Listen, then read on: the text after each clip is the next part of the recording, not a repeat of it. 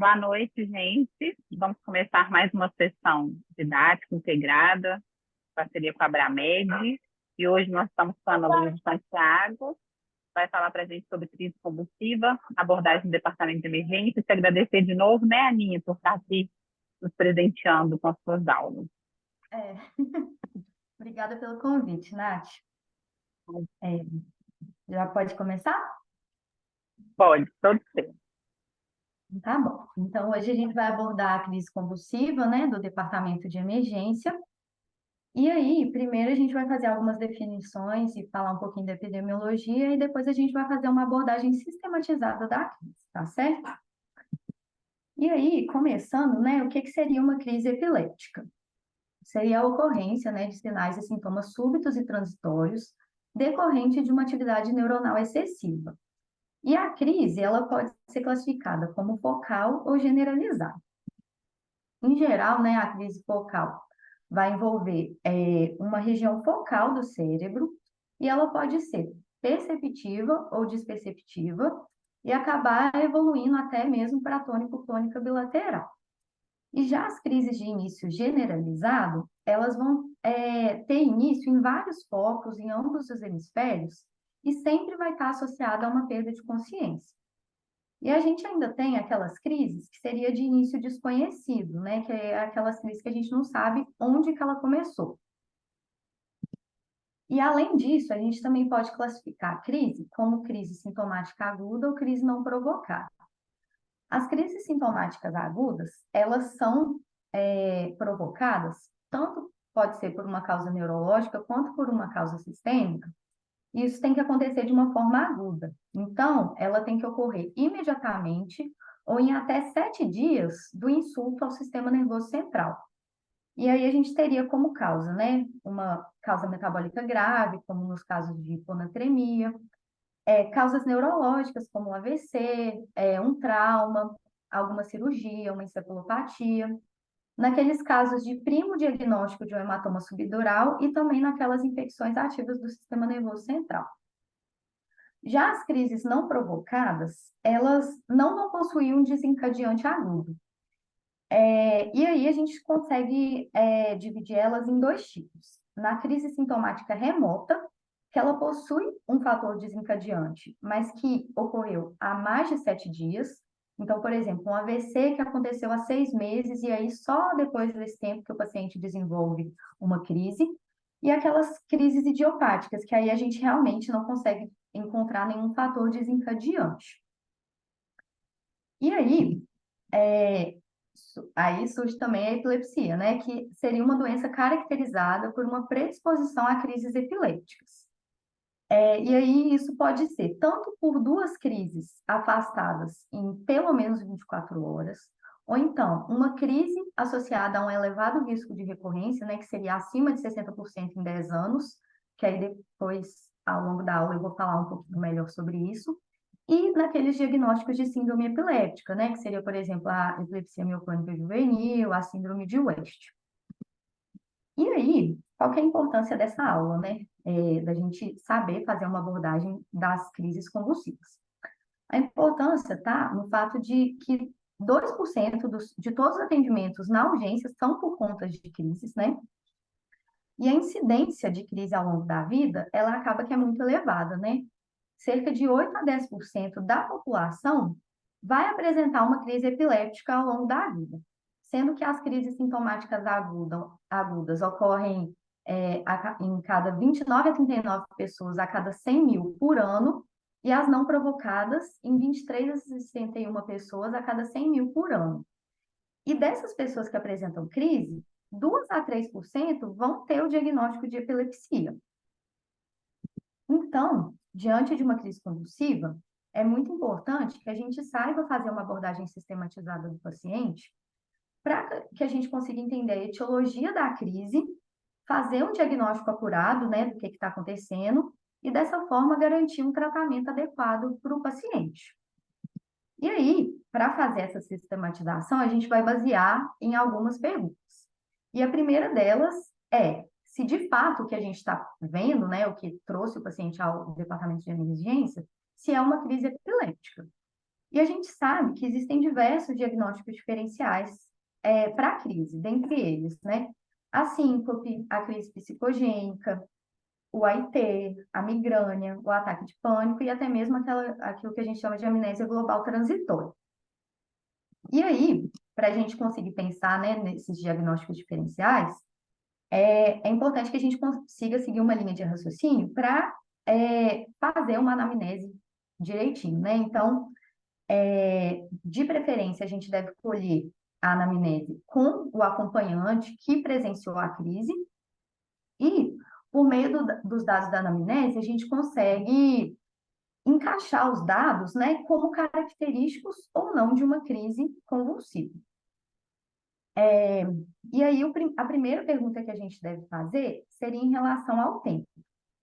É muito importante, né? Às vezes não é tão fácil para os familiares, para o paciente conseguir definir quanto tempo que durou o evento, mas é importante a gente perguntar ativamente sobre isso, porque a gente sabe que a maioria das convulsões, elas costumam terminar espontaneamente dentro de 2 a 3 minutos. As tônico-clônicas generalizadas costumam durar, em média, menos de 5 minutos. As crises de ausência costumam durar menos de 1 minuto e as focais menos de 2 minutos. Se a gente estiver diante de sintomas mais prolongados, isso pode ser início de uma condição alternativa, né? Então, por exemplo, uma enxaqueca, um AIT, um QNEP. E aí, o segundo dado que é importante a gente perguntar é em relação à memória do paciente sobre esse evento. A gente sabe, né, que os pacientes com crise focal sem comprometimento da consciência, eles normalmente conseguem fornecer uma descrição completa do que aconteceu.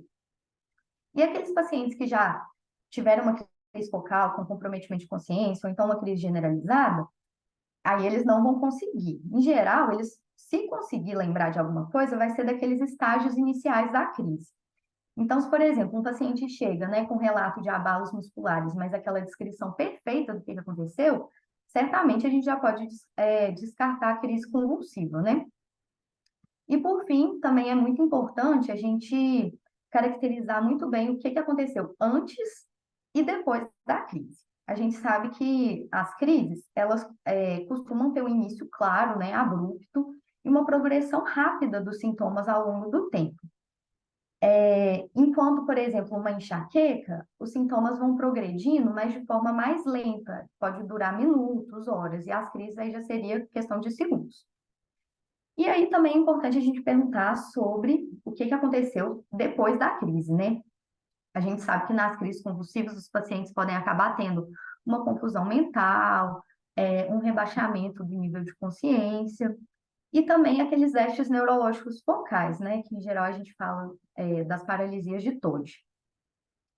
E aí, nas crises, né, esses sintomas, tanto de sensório quanto de déficits focais, eles costumam durar minutos a poucas horas. E isso acaba dependendo também de outros fatores, né? Como, por exemplo, quais áreas do cérebro foram afetadas, quanto tempo que durou a crise, se o paciente recebeu ou não alguma medicação para acessar essa crise, e até mesmo a idade do paciente pode acabar afetando a duração, né, desse pós-ictal. Mas a gente tem que ter em mente que se esses sintomas persistirem por muitas horas, aí já é importante a gente também pensar numa causa neurológica subjacente, como, por exemplo, um AVC desencadeando uma crise. E aí, dentro dos diagnósticos diferenciais, o que a gente considera assim, um bem difícil, né, para a gente conseguir definir, é comparar a crise epiléptica com uma síntese, né? E aí, o JAMA fez uma meta-análise que mostra que existem alguns achados que têm um peso grande, né, para ajudar nessa diferenciação, que seriam a lateralização da cabeça, a presença de posturas anormais e a mordedura de língua. Todos eles têm um LR maior do que 10. E aí a gente também tem alguns achados com um peso um pouco menor, né, que seria cianose labial, abalos musculares nos membros, e, no caso do JAMA, ele também cita a liberação esfincteriana. Lembrando, né, que sabendo disso, desses achados, né, que a gente costuma encontrar nas crises, e que são sugestivos de crise, é muito importante, quando, né, a gente presenciar uma crise, a gente ver se o paciente está apresentando algum desses achados, ou até mesmo o conjunto deles, né? Em relação à síncope, a gente também tem achados que falam mais a favor de síncope, que seriam, logo antes do evento, né, a presença de sudorese, de aporese, queixa de falta de ar, palpitação, dor no peito, um relato, né, de um paciente que ficou muito tempo em pé, o que mudou de postura imediatamente antes, né, do evento. E aí, em relação à liberação esfincteriana, fica aquela dúvida, né? Porque a gente sempre fala de liberação esfincteriana. Vai passar o caso, a gente fala se o paciente teve liberação esfincteriana ou não. No contexto do paciente que a gente deixa relatado na evolução, a gente costuma muito relatar, né, se teve ou não liberação esfincteriana. Mas será mesmo que ela teria uma validade, né, para diferenciar a crise convulsiva de outros diagnósticos? De acordo com a meta-análise do JAMA, ela teria sim um valor para diferenciar a crise convulsiva de síncope. Só que em relação aos outros diagnósticos diferenciais, elas já não teriam valor nem para falar que é, nem para falar que não é crise convulsiva.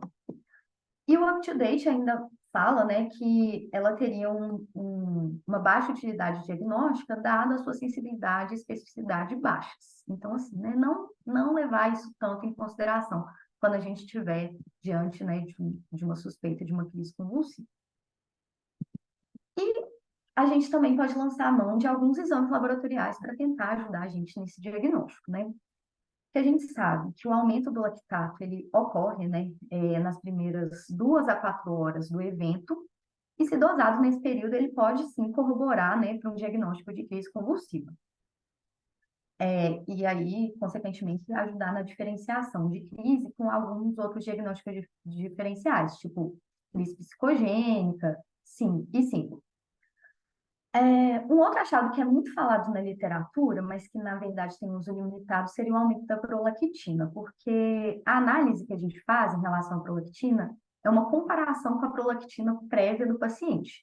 E a gente sabe que, né, a maioria dos nossos pacientes não tem a prolactina prévia para a gente comparar. E a gente sabe também, né, que na nossa prática a gente costuma dosar bastante CPK, LDH, só que na literatura isso também não costuma ter uma acurácia muito boa, nem para falar que é, nem para falar que não é crise. Por quê? Porque a gente sabe que em alguns outros contextos essas enzimas podem estar aumentadas, como no caso de síncope, de queda, de lesão muscular. Então, acaba que não ajuda tanto a gente a definir se é uma crise convulsiva ou não. E aí tá.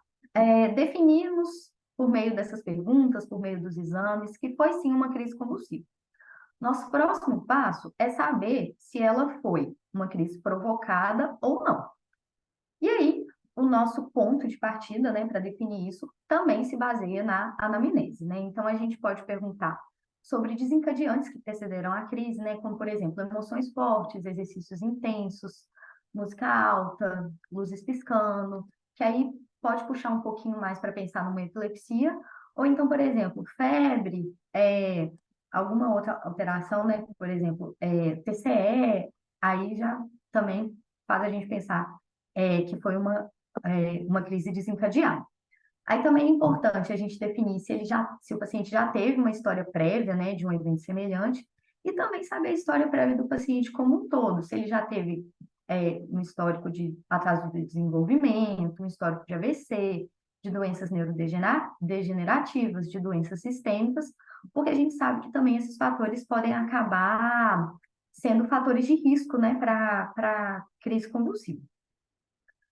Também é interessante a gente saber se o paciente tem alguma história familiar, né, de crise, porque isso é fator de risco para a epilepsia, e também avaliar se o paciente tem algum risco, né, de ter tido alguma intoxicação ou está com abstinência de alguma substância.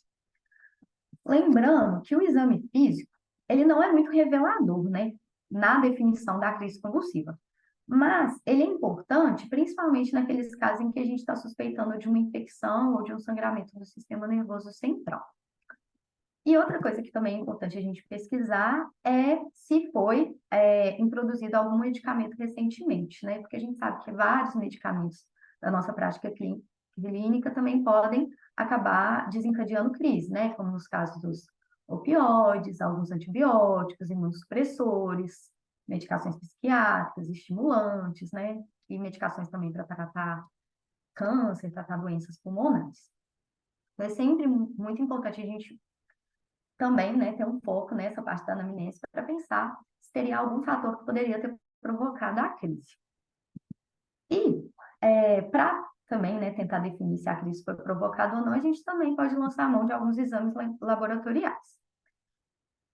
A gente sabe, né, que a gente costuma fazer vários exames laboratoriais, mas que na prática mesmo a gente pode fazer um pensamento um pouco mais direcionado. Então, assim, de forma indispensável, glicemia e sódio. É de bom tom também, né, fazer os outros íons. Em relação ao hemograma, a Academia Americana de Neurologia, ela faz uma recomendação fraca em relação à solicitação do hemograma. É interessante, né, fazer um painel, um perfil toxicológico naqueles pacientes que correm algum risco de intoxicação.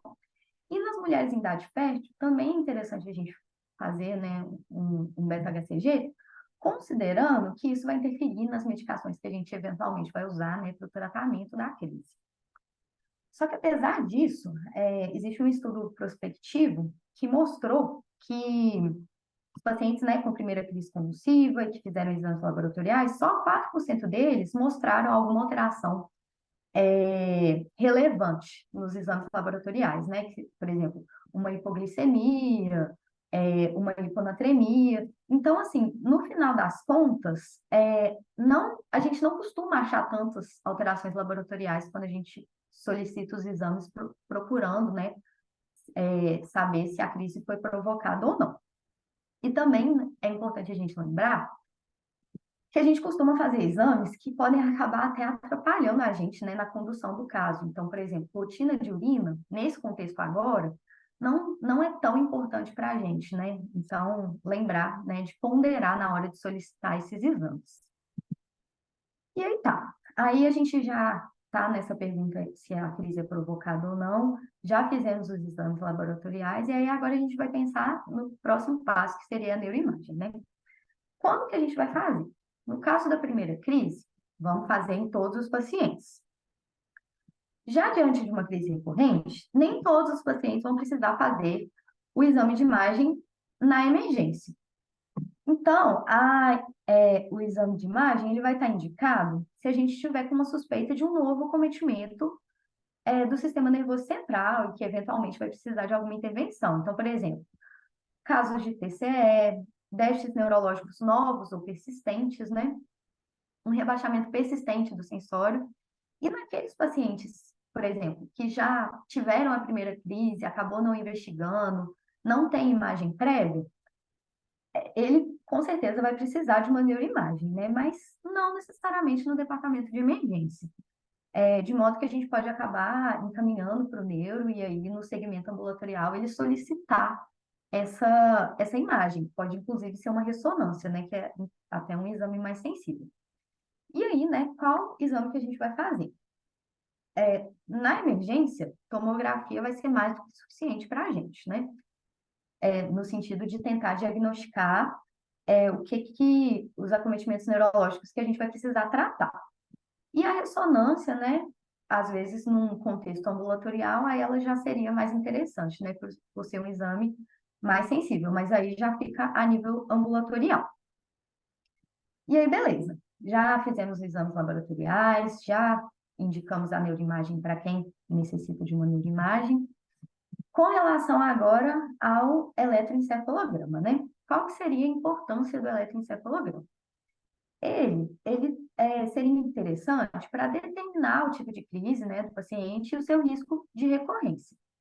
Então, naqueles casos dos pacientes com primeira crise, principalmente naquelas situações de crise não provocada, todos os pacientes vão merecer um eletroencefalograma, mas não internados, não no departamento de emergência. A gente vai indicar isso a nível ambulatorial.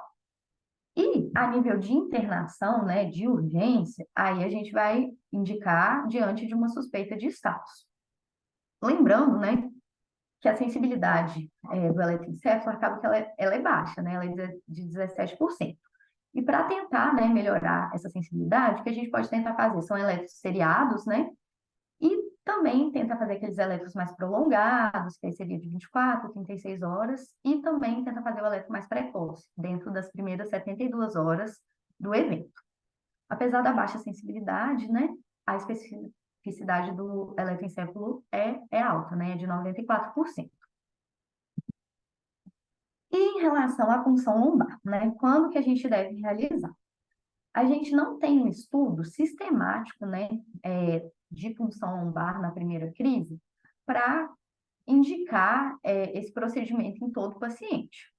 Mas, né, a gente deve considerar a punção lombar quando a gente tiver, né, uma suspeita de encefalite, uma suspeita de meningite, uma suspeita de hemorragia subaracnoide naqueles casos que a gente não conseguiu ver na neuroimagem. E, para isso, né, para a gente suspeitar dessas etiologias, aí a gente precisa, né, avaliar outros sinais e sintomas, né, que eventualmente o paciente vai apresentar.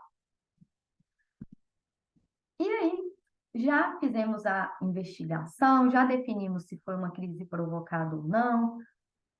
Agora a gente já vai precisar partir, né, para o que a gente vai fazer com esse paciente, né? O que a gente vai tratar.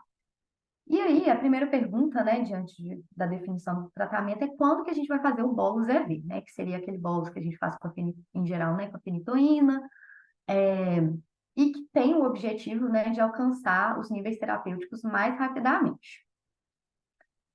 Diante de uma primeira crise, né, seja ela sintomática aguda ou não provocada, a gente vai fazer a idantonização naqueles pacientes que preenchem critérios para status, né? Que são aqueles pacientes que têm uma crise anormalmente prolongada, né?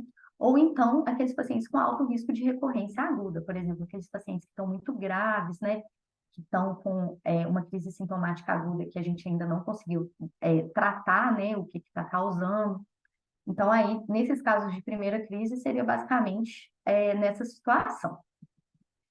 E naquele paciente, né, que já é epiléptico, já em teoria estaria tratando essa epilepsia, né, a gente também, né, vai indicar a idantonização naqueles pacientes que também estão preenchendo critérios para status. Mas lembrando que essa recomendação, ela já é mais fraca, porque os estudos que fizeram com esse tipo de paciente, avaliando, né, essa dose de ataque, de anticonvulsivante, eles não colocaram como desfecho o risco de recorrência. Então, acaba que fica uma recomendação fraca nesses casos.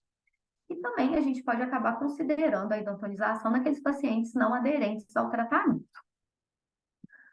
Definimos se o paciente vai ser idantonizado ou não. Próximo passo é definir se, ao longo da vida, né, ele vai precisar ou não usar um anticonvulsivante. Nos casos das crises sintomáticas agudas, principalmente naqueles pacientes que estão muito graves, né? Normalmente a gente vai fazer um anticonvulsivante com o objetivo, né, de prevenir convulsões e piorar, né, a desestabilização do paciente, até que a gente consiga tratar a condição subjacente dele. Então, a gente vai manter, né, o anticonvulsivante enquanto a gente estiver corrigindo o fator que gerou a crise. Isso pode durar coisa de uma semana, né, nos casos de TCE, mas, por exemplo, naqueles pacientes nossos com encefalite, pode ser que isso dure até meses. E nos casos das crises não provocadas, aí é interessante, né, a gente avaliar o risco de recorrência da crise. A gente sabe que quando a gente compara uma crise sintomática aguda com uma crise não provocada, a crise sintomática aguda tem um risco 80% menor de recorrer nos próximos 10 anos em relação à crise não provocada. E aí, diante de uma primeira crise, o risco dela recorrer em 5 anos é de 35%. Então, aí a gente ainda não necessitaria de tratar, né? Mas só do paciente já ter uma segunda crise, esse risco de recorrer em 5 anos aumenta para 75%. Então, assim, a recorrência da crise por si só já indica a prescrição de um anticonvulsivante. E a gente pode levar em conta outros fatores também, né? Como, por exemplo, alteração de neuroimagem, aquela primeira convulsão que ocorre durante o sono, né? Lembrando que os pacientes que apresentam a crise noturna, eles vão ter um maior risco de morte súbita associada, né, à crise convulsiva, e também avaliar o eletroencefalograma, avaliar se teria alguma anormalidade epileptiforme. Por quê, né? Qualquer paciente que tiver qualquer um desses fatores de risco, o risco dele recorrer se aproxima ou até mesmo excede 60% nos próximos 10 anos. Então, isso já configura a epilepsia, de acordo, né, com a classificação lá da Eli. E aí, né, o início da terapia anticonvulsivante é sugerido, né, para esses pacientes. E aí depois eu vou falar um pouquinho do que a gente pode usar, né, de medicação. E nos pacientes que não têm nenhum desses fatores de risco, a gente individualiza a decisão, né? Então, a gente pode ponderar o risco de recorrência, o risco que essa recorrência traria para esse paciente e contrabalancear, por exemplo, com os efeitos adversos que o anticonvulsivante pode trazer. Em muitos desses casos, é relativamente razoável a gente vigiar o paciente, né? Manter uma vigilância e avaliar se ele vai ter, como que ele vai evoluir ao longo do tempo, se ele vai ter uma segunda crise e tudo, até para a gente definir mais para frente se ele vai precisar ou não de um anticonvulsivante. E aí, o que a gente pode ponderar nesses casos é, por exemplo, se ele tem uma história familiar sugestiva de uma síndrome epiléptica, ou então até mesmo ponderar a profissão do paciente, né? Se ele é motorista, se ele é pedreiro, são profissões de maior risco, né, para a gente, no caso de uma recorrência de uma crise.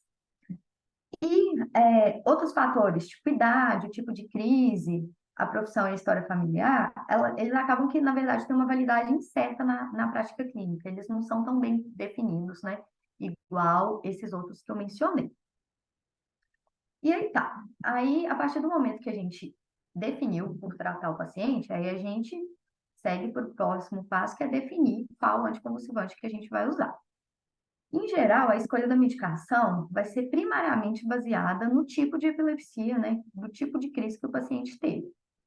E aí a gente pode levar em consideração alguns outros fatores, né? Como, por exemplo, comorbidades, alguma insuficiência, né? Renal, hepática, a idade do paciente, o sexo, né, considerando o risco de teratogenicidade, no caso das mulheres em idade fértil, o risco de interação medicamentosa, né, como por exemplo naqueles pacientes que usam varfarina, e também, né, levar em conta o custo e a disponibilidade no SUS. Aí, né, a gente tem diversas medicações disponíveis, né, e aí, em geral, a gente vai definir a medicação de acordo com o tipo de crise, né, que o paciente apresentou. Lembrando que na apresentação endovenosa a gente só vai ter disponível a fenitoína e o fenobarbital. E aí tá, já definimos o tratamento do paciente, aí agora a gente vai precisar definir o que a gente vai fazer com esse paciente, né? Em relação ao fluxo, né, que a gente vai dar para ele a partir da sala de emergência. Quando que a gente vai internar esse paciente, né?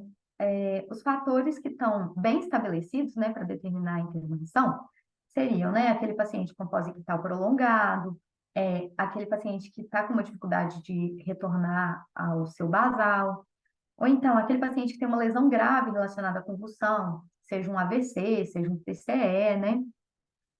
Aquele paciente também que tem uma condição precipitante que ainda precisa ser tratada ou investigada, e naqueles pacientes com status. Só que aí surge a segunda pergunta, né? Vamos internar esse paciente, mas ele necessariamente precisa ficar no poli? Aí a resposta é que não necessariamente, né? Os critérios para manter o paciente na sala de emergência seriam, né, sinais de instabilidade, se ele está mantendo, né, as crises recorrentes, aquele paciente que ainda está em status. Aí, também, um critério seria aquele paciente que ainda vai receber o bolus EV, mas com aquelas ressalvas que a gente já discutiu na aula que a Bárbara deu no comecinho do ano, né?